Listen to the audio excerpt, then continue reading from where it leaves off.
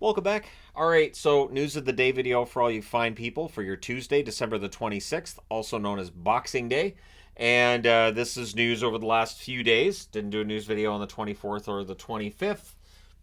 Christmas Eve, right? So we're into Boxing Day. We're getting close to New Year's, which means we'll take a look at the year coming up that is 2024 soon enough. But for today's news of the day, we start off looking at Ducks news. Leo Carlsson, who of course got hurt. It was a scary looking injury, and as scary as it looked, it doesn't end up being as bad as it looked. So it's a sprained MCL for Leo Carlsson. He's going to be out 4 to 6 weeks for the Ducks. This will hurt them in the short term, but at the very least, it's not an ACL injury, which is what they were worried about initially.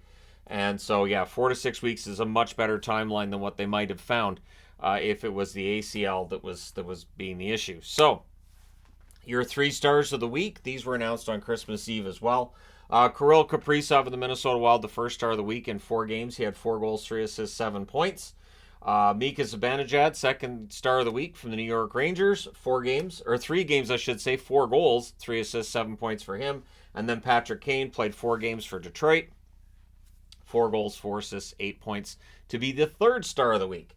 So Kaprizov keeping the Wild in the hunt for a playoff spot. Zibanejad continuing a really remarkable season. And Kane getting up to speed for Detroit. Things are going pretty well for those players. Of course, for Detroit, they're 2-7-1 in their last 10. They need to turn things around. But I don't think Kane's really been the problem. And, of course, I'm wearing a Rangers jersey. A, Zibanejad's on the board. And B, I just got this yesterday, so I figure, yeah, might as well. Now, I purchased it, but I got it yesterday, so Christmas gift for me.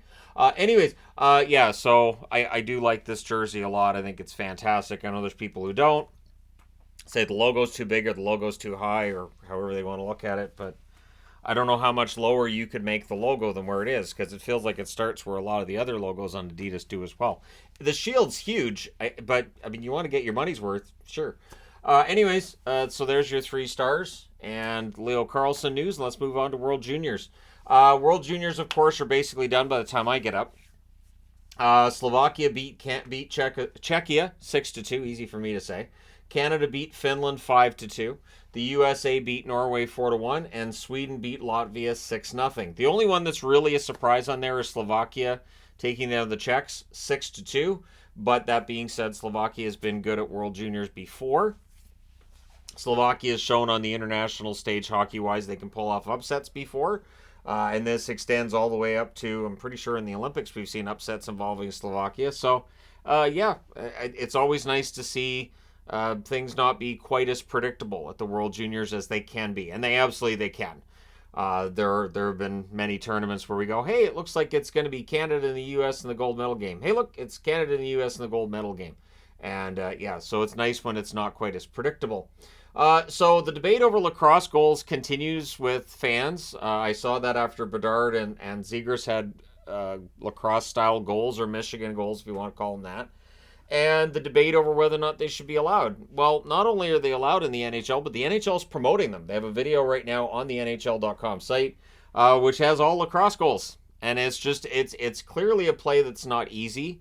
Because I've seen that as well it's an easy play. It's not. You're putting the puck on your stick, angling it, and throwing it into the net. It's not easy. There's no way that that's an easy play, especially during a game. So my challenge would be for anybody who wants to say, hey, that's easy, then that's where you'd have to prove it. You'd have to have videos of your own showing this is how easy it is. And then pass it along to NHLers because we don't see it very often, so clearly it's not that easy. We've seen plenty of times, too, where a player will try to pick up the puck with their stick in the lacrosse or Michigan style, and they fail.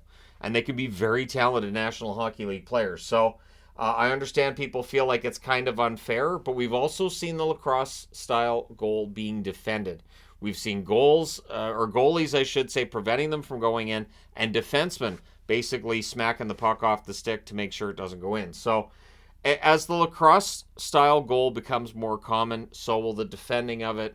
I don't think the NHL has any desire to get rid of it because it's a highlight reel goal. People love it. And so while some hockey purists don't like it, I don't think it's going anywhere. I think it's staying in the game. So Sean Corrali, it was a scary incident against Toronto the other night where he hurt his abdomen. But where he got hit in the head, and then he got a puck in the chest, it seemed, and just yeah, it was a scary incident. He did end up going for medical treatment, but the injury is not seen as being as bad as feared. And the expectation is that we will hear a timeline on how long he'll be out tomorrow. So tomorrow we'll likely hear a lot of injury updates from around the National Hockey League as teams get back at it.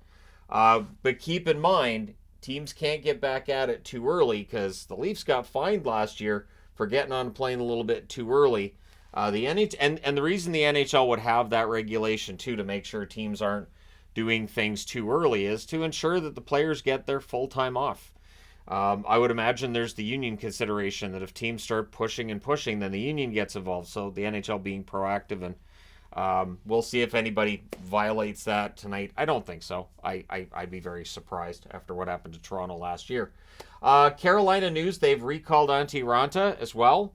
Parrots has been demoted back down to Norfolk, although I think he got called up from the Norfolk Admirals.